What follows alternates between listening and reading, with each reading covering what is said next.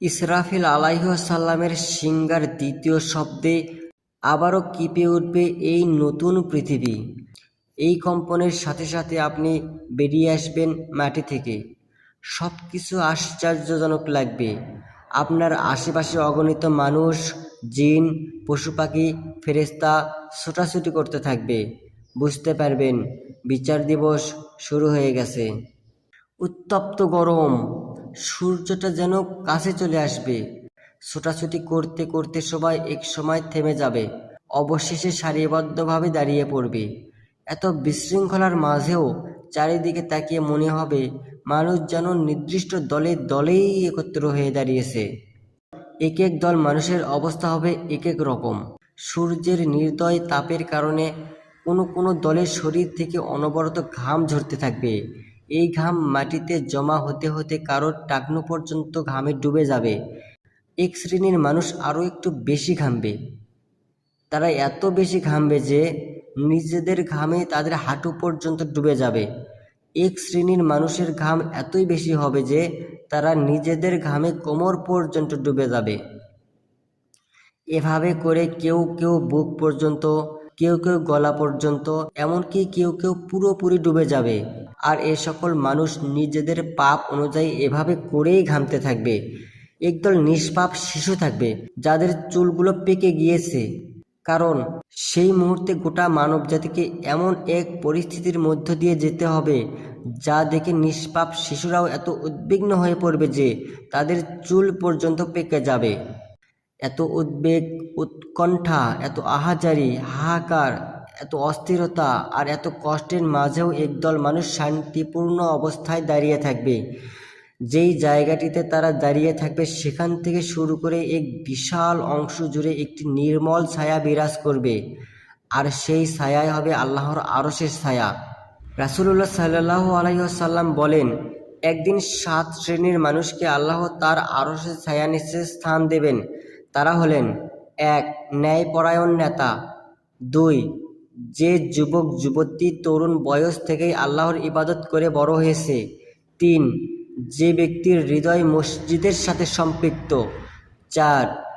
যে দুজন ব্যক্তি শুধুমাত্র আল্লাহর সন্তুষ্টির জন্যই বন্ধুত্ব করে, মিলিত হয় এবং পৃথক হয়ে গেলে তাও হয় আল্লাহর সন্তুষ্টির জন্য। 5. যে ব্যক্তিকে সমাজের একজন প্রতিষ্ঠিত নারী জেনার জন্য আমন্ত্রণ জানায় কিন্তু সে তা প্রত্যাখ্যান করে। 6. যে ব্যক্তি দান করার সময় এমনভাবে দান করে যে তার বাম হাত জানে না ডান হাতে কি দান করেছে। 7. যে ব্যক্তি গোপনে আল্লাহর নাম স্মরণ করে এবং তার চোখ ভিজে যায়। হাসরের ময়দানে কয়েকদল লোকের চেহারা দেখে মনে হবে তারা যেন বছরের পর বছর এই মাঠেই দাঁড়িয়ে আছে। শরীর থেকে ঘাম ঝরছে, তৃষ্ণার ছাপ মুখে লেগে আছে। অন্যদিকে যারা আল্লাহর আরশের ছায়ার নিচে দাঁড়িয়ে থাকবেন তাদেরকে দেখে মনে হবে তাদেরকে যেন কয়েক মুহূর্ত আগেই পুনরুজ্জীবিত করা হয়েছে। অবিশ্বাসীদের জন্য এই দিনটি হবে 50,000 বছরের সমান, কিন্তু সেই একই দিন আল্লাহর নিয়ামত প্রাপ্ত বান্দাদের কাছে মনে হবে যেন জহর এবং আসরের মাঝামাঝি সময়ের সমান। অপেক্ষা করতে করতে সবাই তৃষ্ণার্ত হয়ে পড়বে, কিন্তু কোথাও তো পানি নেই। যতদূর চোখ যায় শুধু সমতল ভূমি। নির্মম মরুভূমির মতো এই জলশূন্য ময়দানে বিরাট একটা জায়গা জুড়ে পানি উঠে আসবে। তৈরি হবে বিরাট এক পুকুর। পুকুরের চারপাশে কোটি কোটি তৃষ্ণার্ত মানুষ, কিন্তু বিশ্বাসী ছাড়া কেউ নড়তে পারবে না।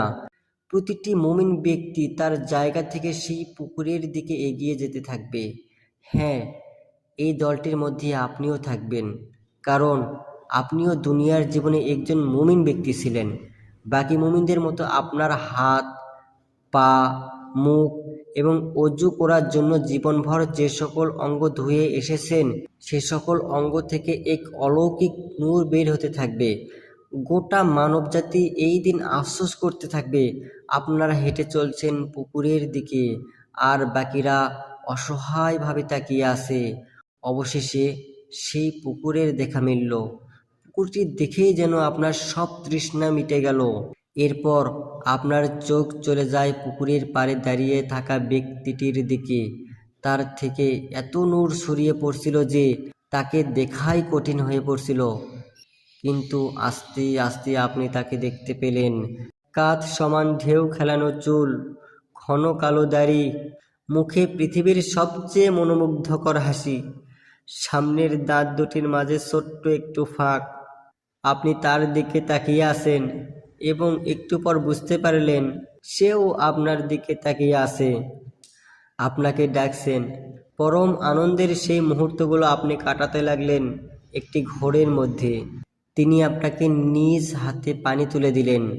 আপনি সেই পানি পান করলেন এবং সাথে সাথেই বুঝতে পারলেন আপনি আর কখনো তৃষ্ণার্ত অনুভব করবেন না। কারণ সৃষ্টির শ্রেষ্ঠ মানুষ, আল্লাহর সবচেয়ে প্রিয় বান্দা ও রাসূল হযরত মুহাম্মদ সাল্লাল্লাহু আলাইহি ওয়াসাল্লাম আপনাকে নিজ হাতে মহিমান্বিত হাউজে কাউসার থেকে পানি পান করালেন।